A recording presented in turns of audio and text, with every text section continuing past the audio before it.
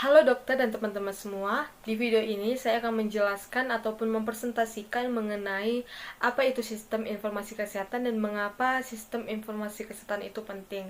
Nah, video ini dibuat untuk memenuhi tugas mata kuliah sistem informasi kesehatan.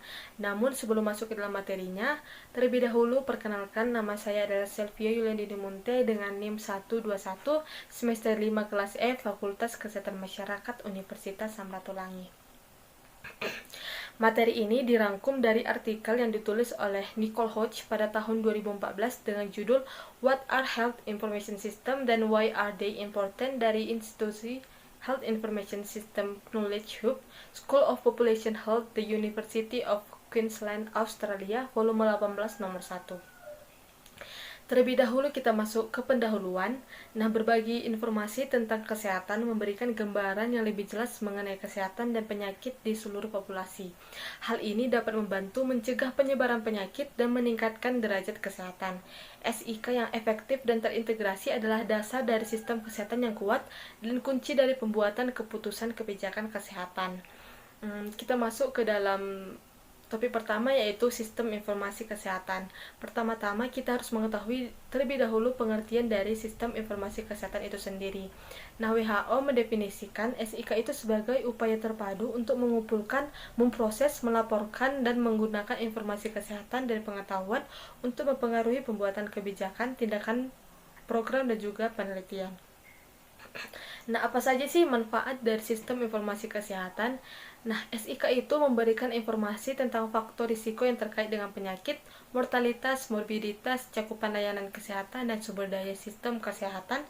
Dengan adanya SIK ini, pemerintah dapat menggunakan informasi yang diperoleh untuk banyak manfaat seperti memproduksi sumber daya berkualitas tinggi, adanya informasi statistik yang mudah digunakan mengenai status kesehatan masyarakat, kemudian penting dalam penggunaan dan kebutuhan pelayanan kesehatan, kemudian merumuskan, memantau, mengevaluasi kebijakan kesehatan, mengukur kemajuan yang dicapai dalam penyediaan layanan kesehatan. Selain itu, SIK juga dapat mengidentifikasi masalah kesehatan, membantu membentuk kebijakan kesehatan yang efektif, kemudian menanggapi keadaan darurat kesehatan masyarakat, memilih, menerapkan, mengevaluasi intervensi yang dilakukan dan mengalokasikan sumber daya. Nah, ini adalah 6 komponen dan standar SIK ataupun sistem informasi kesehatan. Yang komponen pertama adalah sumber daya SIK seperti staf yang terlatih, keuangan, dukungan logistik, dan teknologi. Nah, sumber daya ini harus ditempatkan dalam kerangka legislatif, peraturan, dan perencanaan yang lebih luas di suatu negara. Yang kedua, indikator. Dasar dari rencana strategis SIK harus mencakup seperangkat indikator inti dan target terkait dan dapat memberikan gambaran tentang determinan kesehatan, kondisi sistem kesehatan, dan status kesehatan penduduk. Komponen yang ketiga itu adalah penyebaran dan penggunaan. Nah, guna meningkatkan nilai informasi kesehatan, yaitu dengan merancangnya agar dapat diakses oleh pengambil keputusan dan memberikan insentif untuk pengguna informasi kesehatan. Komponen yang keempat adalah manajemen data, termasuk pengumpulan, penyimpanan, kualitas, arus, proses, kompilasi, dan juga analisis data. Yang kelima, produk informasi. Transformasi data menjadi informasi, kemudian menjadi alat untuk pengambilan keputusan berbasis bukti yang akan mengarah pada peningkatan kesehatan. Komponen terakhir yang keenam, sumber data, seperti pencatatan sipil dan juga vital, seperti kelahiran, kematian, dan penyebab kematian.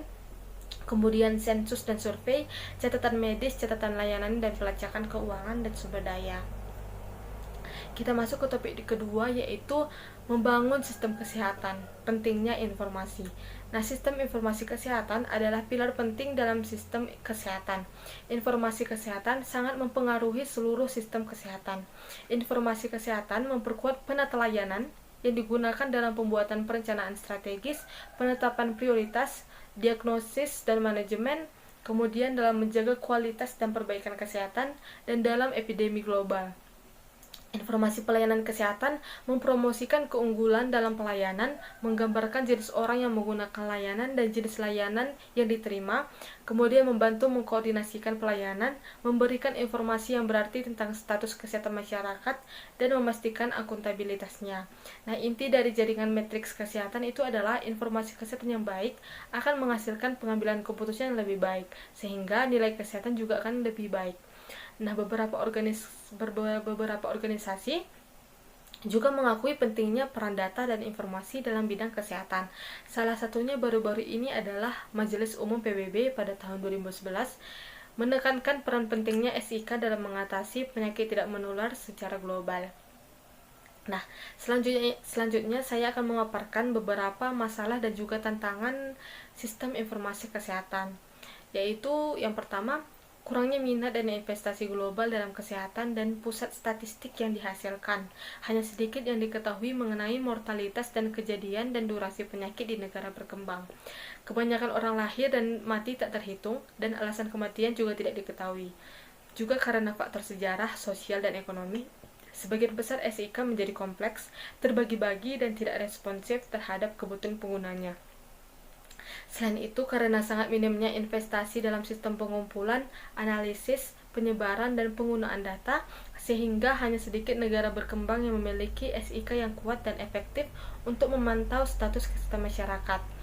Nah, banyaknya SIK yang memiliki teknis yang tidak efisien, seperti tidak memiliki database terpusat, tidak ada standar dalam proses dan prosedur untuk menjamin kualitas. Kemudian, Kementerian Kesehatan seringkali tidak mengelola komponen besar dari SIK-nya dan kewenangan pengumpulan datanya berada di luar kendali mereka. Beberapa negara berkembang memiliki SIK yang dalam hal investasi kesehatan global memiliki arah yang lemah dan terfragmentasi oleh persyaratan data yang berfokus hanya pada penyakit, membuat mereka kewalahan oleh banyaknya permintaan informasi yang paralel, juga terbebani oleh persyaratan pelaporannya yang berlebihan. Kemudian kurangnya bukti mengenai SIK karena terbatasnya peran sistem informasi dalam prioritas penelitian dan kumpulan fakta, angka, dan sudut pandang yang tidak sistematis. Kemudian keterampilan data statistik dan kapasitas sumber daya manusia juga sering diabaikan, khususnya di negara berkembang. Kemudian, banyak data dan informasi yang dihasilkan oleh SIK tidak diproses ataupun tidak dianalisis, ataupun tidak dibaca atau tidak digunakan atau tidak diberlanjuti.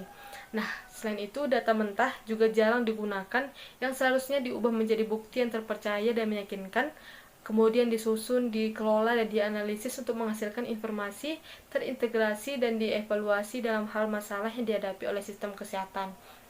Selain itu, faktor-faktor yang mempengaruhi kualitas data yaitu pelatihan yang tidak memadai untuk pengumpulan dan pengelolaan data, kemudian umpan balik terbatas, dan kurangnya pemahaman tentang pentingnya data dalam kesehatan. Selain data, juga masih sedikit kesadaran akan dampak penggunaan informasi yang lebih besar dalam memajukan kesehatan. Bahkan lebih sedikit perhatian pada sistem yang dibutuhkan dalam memberi informasi yang akurat, tepat waktu, dan juga relevan. Nah, untuk mengatasi permasalahan dan tantangan tersebut, sistem informasi kesehatan, apa-apa saja sih yang dibutuhkan untuk memperkuat sistem informasi kesehatan tersebut? Yang pertama itu adalah kepemimpinan dan kepemilikan negara untuk mengadvokasi dan memimpin perubahan yang berkelanjutan. Yang kedua, ketanggapan terhadap kebutuhan dan tuntutan dari negara, yaitu tidak ada pendekatan satu ukuran cocok untuk semua. Yang ketiga, membangun inisiatif, yaitu pentingnya strategi penguatan yang realistis, mengenali apa yang dapat dicapai dengan sumber daya dan kemampuan yang tersedia. Yang keempat, mendukung proses bertahap dengan tujuan jangka panjang, yaitu memastikan bahwa SIK disertakan dalam rencana negara untuk memandu investasi. Nah, demikian yang bisa saya sampaikan dalam video ini. Terima kasih telah mendengarkan hingga selesai dan salam sehat.